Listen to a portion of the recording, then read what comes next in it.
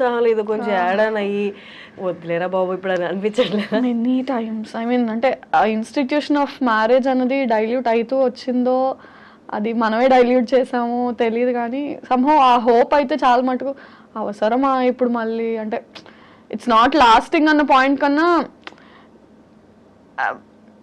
దాని effect career మీద మళ్ళీ ఉంటుందేమో. పర్సనల్గా ఇఫ్ ఇట్స్ నాట్ లాస్టింగ్ అది నా మటుకు అన్నట్టు నేను ఇప్పుడు ఉండలేను, ఎందుకంటే పబ్లిక్ ఫిగర్స్ మనం ఇప్పుడు. సో దాని ఇంపాక్ట్, దా పర్సనల్ ఇంపాక్ట్ నువ్వు వర్క్ మీద పడ్డం, పబ్లిక్లో తెలియడము, ఆ భయం ఇంకా అదే చెప్తున్నారు మీరు ఇందాక అన్నట్టు don't we have to be extra conscious అంటే yeah we have to be extra conscious. మామూలుగా choosing a person and going marrying a person వేరు, ఈ బయట ఇలాంటి అన్సక్సెస్ఫుల్ మ్యారేజెస్ ఉన్నప్పుడు ఇంకా అండ్ అంటే మన ఫీల్డ్ ని యాక్సెప్ట్ చేయడము, అర్థం చేసుకోవడం చాలా కష్టం, చాలా కష్టం. సో సమ్హౌ డీపెస్ట్ ఫియర్స్ లో అది ఉండిపోయిద్దేమో. Until it's going to happen it's we're going to be scared of it అనిపిస్తుంది.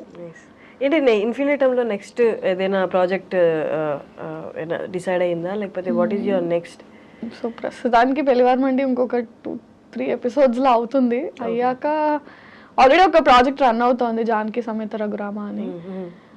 అది అండ్ చూడాలి, ప్రీవియస్ హిట్ అయిన సిరీస్ సీక్వెల్స్ ప్లాన్ ఉన్నాయి. అంటే I did a series call date with boss, దాని సీక్వెల్, రాధా గోపాలం దాని సీక్వెల్ ప్లాన్ అయితే ఉంది.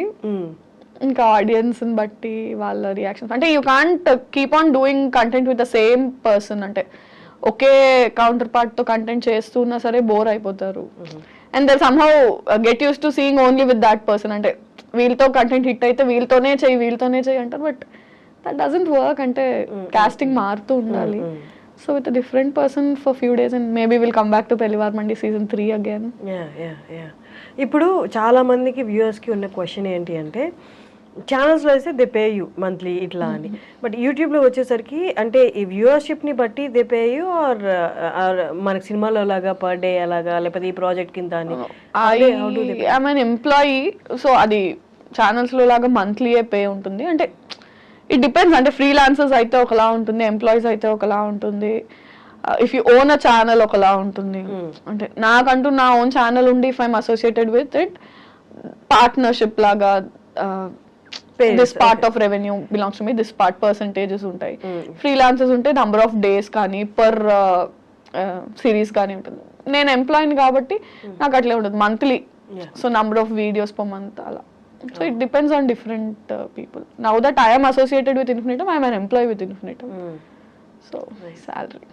ఫైనల్లీ ప్రసాద్ గారు నేను ఇంటర్వ్యూ చేశాను. అమ్మో అమేజింగ్, అసలు తన టాలెంట్, తనకి వాక్చాతుర్యము, రైటింగ్ మీద ఉన్న గ్రిప్ అసలు ఎంత అంటే, నాకు తెలిసి నేను చూస్తున్నా 3-4 ఎపిసోడ్స్ ఏమో చూసినప్పుడు ఒక దాంట్లో రైటింగ్ అనేది ఎక్కడొక్కడే ఎవాపరేట్ అయిపోద్ది, ఇంకా స్కిల్ అంతా ఎవాపరేట్ అయిపోయి ఇంకేముండదు, ఏదో ఒకటి సర్ది కట్టేద్దాం అన్నట్టు ఎక్కడా అనిపించలే.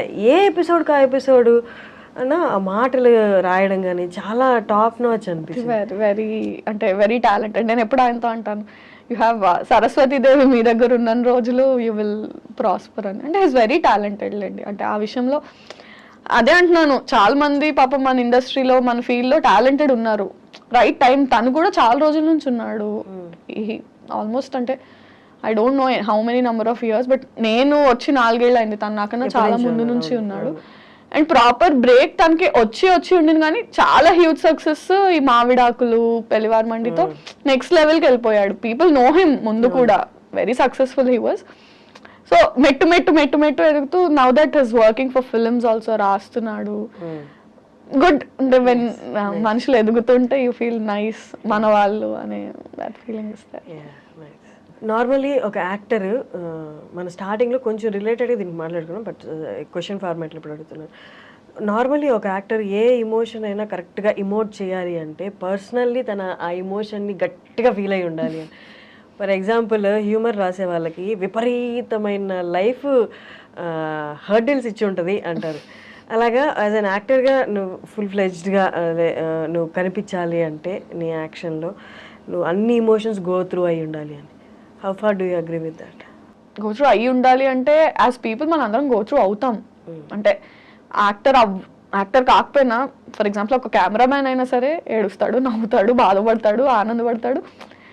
Every person goes through all emotions in his life. అంటే సో ఎందుకు జనాలు చూసి నచ్చుకుంటున్నారు అంటే వాళ్ళు ఆ సీన్ లో ఏడ్చారు, యాక్టర్స్ ఏడ్చి చూపించారు, దానికి వాళ్ళు రిలేట్ అయ్యారు. So all of us go through all those emotions to perform them. అంటే ఆన్ స్క్రీన్ మీద నేను ఏడ్చినట్టు నవ్వినట్టు రియల్ లైఫ్ లో అంత నవ్వకపోవచ్చు, అంత ఏడవకపోవచ్చేమో. కానీ acting is about making it loud and making people also feel along with you. అంటే అంత బిగ్గర్ గాను అంత ఏడుస్తూనో నిజం లైఫ్ లో మనం ఏడకపోవచ్చు, ఓ రూమ్ లోకి వెళ్ళి ఎవరు చూడకుండా ఏడ్చేసి వస్తామేమో.